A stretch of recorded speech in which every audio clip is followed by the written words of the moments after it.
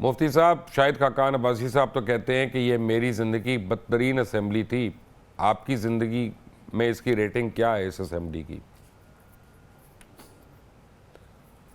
بس اضطراری حالت میں جو کام ہوتا ہے اس طرح سوچنا چاہیے کہ یہ ان لوگوں کی خوشی سے تو حکومت نہیں ملی، مجبوراً ملی.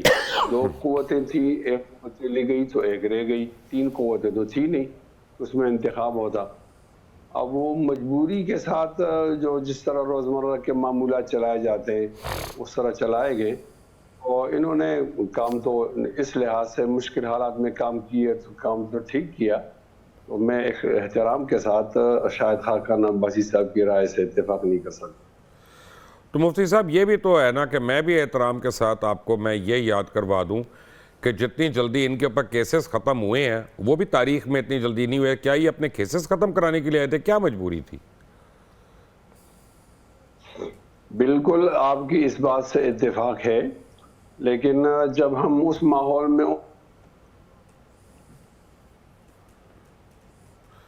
مفتی صاحب کا رابطہ منقطع ہو گیا ہے. جی آپ کو آ رہی ہے آواز؟ جی یہ غلطی ہے. جی میں عرض کر رہا ہوں کہ اگر ان سے پوچھا جائے تو کہتے ہیں یہ کیسز چونکہ غلط تھے، جھوٹے تھے، اس لیے ان کو ختم ہونے میں وقت نہیں لگا. لیکن اگر آپ عمومی طور پر دیکھیں کہ مشکل حالات میں حکومت کا لینا اور مشکل فیصلے کرنا اور پھر معیشت کو سہارا دینا معاشی بحران میں، تو مجموعی لحاظ سے ان کو 51% سے زیادہ نمبر دیے جا سکتے ہیں. آپ ان کو 51% زیادہ نمبر تو ان کو دے رہے ہیں، لیکن فیکٹ ہے کہ غریب کا جو بل ہے نا بجلی کا وہ 151% سے زیادہ بڑھ گیا. مفتی صاحب وہ کہاں سے دے گا؟ یہ تو ہے، اور یہ ہے، اور بہت بری بات ہے. کم از کم ان کو اتنا تو چاہیے تھا کہ جاتے جاتے کچھ ریلیف دے دے. ہمارے اسحاق ڈار صاحب نے جاتے ہوئے ایک اور بم گرایا کہ 20 روپے آپ کے پیٹرول مہنگا ہو جاتا ہے. اور پیٹرول جب مہنگا ہوتا ہے تو پھر سب چیزیں مہنگی ہوتی ہیں، لیکن جب وہ سستا ہوتا ہے تو صرف پیٹرول ہی سستا ہوتا ہے اور چیزیں سستی نہیں ہوتی. یعنی غریب کے لیے اس کو اچھا نہیں کہا جا سکتا اس دورانیہ کو.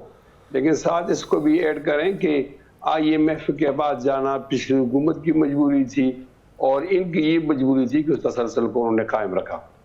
مفتی صاحب ہمیں کوئی پرابلم نہیں ہے، ہم روکی سوکی کھا سکتے ہیں. میں پوری عوام کے لیے بات کر رہا ہوں. ہم روکی سوکی بھی کھا سکتے ہیں، ہم بغیر پیٹرول کے بھی رہ سکتے ہیں، اگر ہمیں یہ پتا ہو کہ ہمارے حکمران ہمارے طریقے کے طور پہ رہ رہے ہیں اور وہ بڑی بڑے محلات میں نہیں ہیں، 24 گھنٹے ایئر کنڈیشن میں نہیں ہیں، سوٹ بوٹ پہن کے اپنا جو ہے وہ تابڑ توڑ عیاشیاں نہیں کر رہے.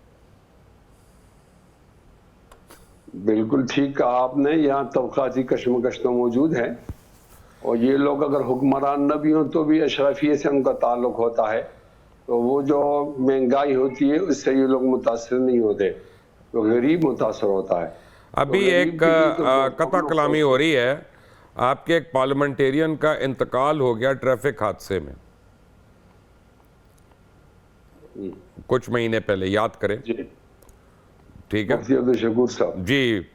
اب مفتی صاحب کو میں تو کہوں گا شہید ہیں، جس طرح سے وہ گئے میری کتاب میں تو وہ شہید ہیں، اللہ تعالیٰ نے بلایا ان کو. لیکن میں نے جب ان کا جنازہ دیکھا اور ان کے گھر دیکھا تو میں کانپ گیا کہ ایک آدمی کچی دیواروں کے اندر رہتا ہے، وہ پارلیمنٹ کے اندر بھی ہے اور وہ سب کچھ ہے.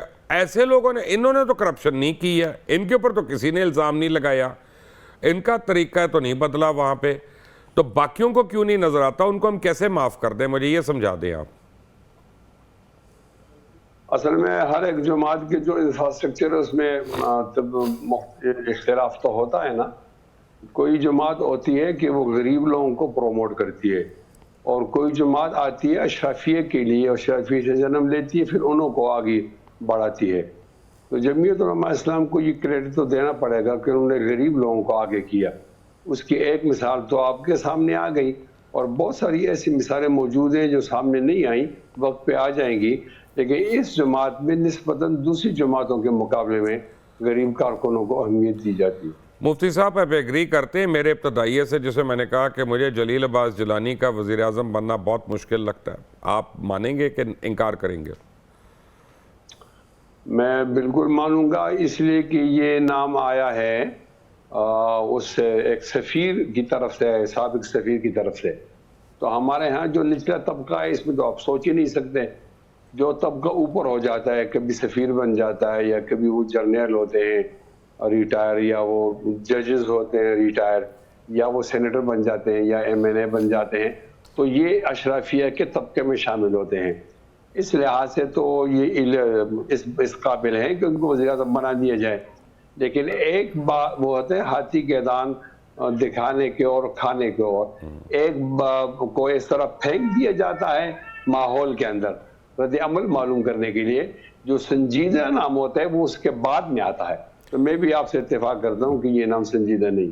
آپ ویسے ہاتھی کس کو کہہ رہے ہیں یہ تو بتائیں.